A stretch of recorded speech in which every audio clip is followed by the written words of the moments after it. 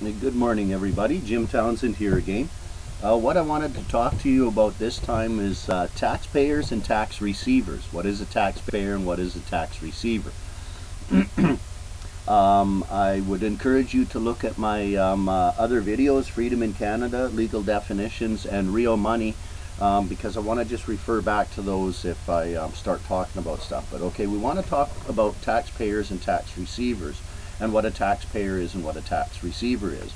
Okay, so you understand my premise that the world is under attack by global bankers who do nothing but counterfeit. Okay, they kite checks and everything else. All of our finances in Canada for the entire government of Canada is just simply kiting checks.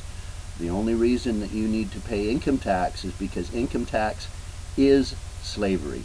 Okay, read the Protocols of Zion if you want to understand why you pay income tax. Now, when I say taxation is slavery, what I mean about that is taxation without representation is slavery.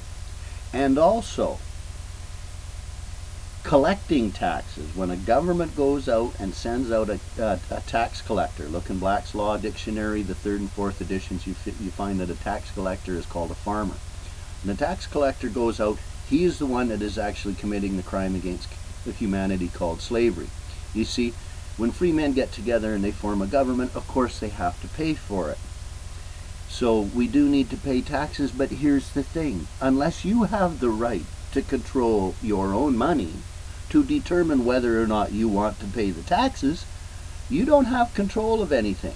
So you're a free man and you have control of your money, and that's how you control government, is by determining whether or not you want to pay the taxes. Now the government, it's all right if they want to levy you a tax, but it's your choice of whether or not you pay it. And if you don't pay it, well, you live with your consequences of being tight-fisted. You don't have a road and all that other sort of stuff. But what about when you get a bunch of fags in the schools that want to teach your kids, oh, it's all right to be homosexual? Well, yeah, ask that to any parent that's spent $250,000 on their kids' education, whether they want a grandparent or their son to come home with little Bobby there, or be walking a goat down the street with a wedding ring on it or something like that. You see, we got no control over our government unless we have the right to determine whether we pay it. So who are these people that are always demanding our taxes? Well, we know that whenever the global banker sets up a government, what he does is he starts hiring employees. Now, all the people that work for the government are called the public. People that do not work for the government are called the private sector. So this is the way that John Q. Public is set up in order to attack Jim R. Private and take a country apart from the inside. You see, the government doesn't need your money to finance anything. They just write a check. That's why we're hundreds of billions of dollars in debt, because they just keep on kiting checks while they steal all our money. Now, here's how the system is supposed to work in the first place, okay? And it's also kind of a mix-up of how it really does work, too. I'm a private Canadian citizen. I go out and I make $3 and I come along and I put $1 into the tax kitty. Okay? We can see that I have made a positive contribution into this tax kitty. There's my contribution. The net bottom line is I have added something to the tax kitty. Another Jim R. Private comes along and he puts $1 into the tax kitty out of the $3 that he makes. You see, he's an asset as well.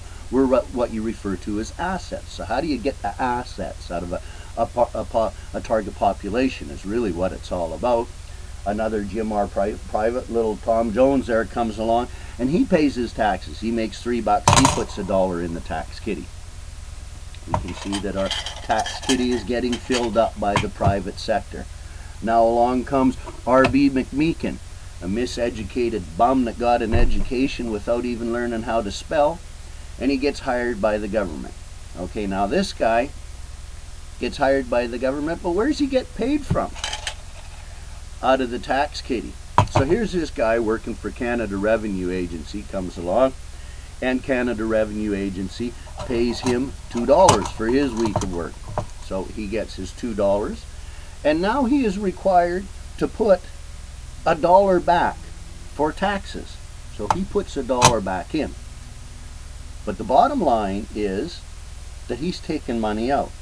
So he has made a net negative contribution. You see, nobody working for the public ever pays any taxes. They are complete liabilities. They pay absolute nothing. They are a drain on the taxation system. But the people that set up the government, they're smart. They give this guy his paycheck, his paper paycheck, and he looks at how much he's got on deductions there, and he's, holy smokes, I got taxed to hell, man. Now he thinks in his mind that he's a tax collector. And he had to pay his taxes. He had no choice. It was already taken off his check by the government when he got it. And he's going to go after you tooth and nail because he hates your guts, because he says, you ain't contributing. Are you paying your fair share? Well, there's Canada Revenue Agencies, these pack of deluded idiots running around that don't have the right to rob you in the first place, and they actually believe that they're contributing something to our society when all they're designed to do is to rob absolutely everything in sight, and that's all they do. They're a complete tax drain, and I'm pissed, you CRA, for putting out that nonsense. Are people paying their fair share? I paid more than my fair share. I was an asset to this country, and I paid through the nose all my life for your bogus social programs that I never got anything back out of. Try getting something back out of the government. And you complain to somebody in the government office about your taxes and you're not getting it. Oh, we don't collect the taxes, we just dispense the welfare checks. You going to, well, stand straight in this line. Shouting at everybody and everything else. These people that are supposed to be our employees treat us like absolute dogs. Why? Because they get their paycheck from the government and they're told to treat us like dogs as well. You see all the policy manuals on how they treat you. You see the policy manuals from CRA on how they treat you and everything else. Go over to my Townsend.be website. That's Townsend.be. Click on my debacle with CRA, because there I actually have posted online actual documents that I got from Canada Revenue Agency that prove the crimes they commit against us. I mean, talking about Canada Criminal Code violations. And we know from listening to my other stuff that the Criminal Code don't apply to me.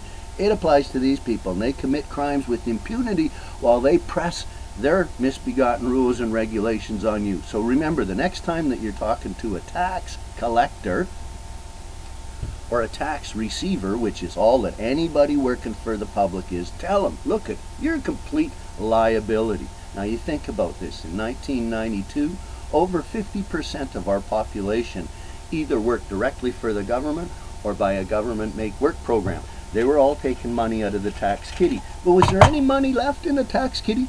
No, long gone. Hundreds of billions of dollars in debt, and our children are born with those debts. Here's a one-day-old child that has a $35,000 debt. Debt peonage is slavery. Nobody had the legal right to enter that child into a contract, not even his parents. It's a complete deception. It's fraud. It's slavery. Slavery is a crime against humanity. All I have to say to CRA is I don't care how glib your arguments are. Nothing justifies crimes against humanity. You want to make money? Find another way of doing it other than attacking my country. Peace, everybody. I do love y'all, but you gotta quit ripping me off.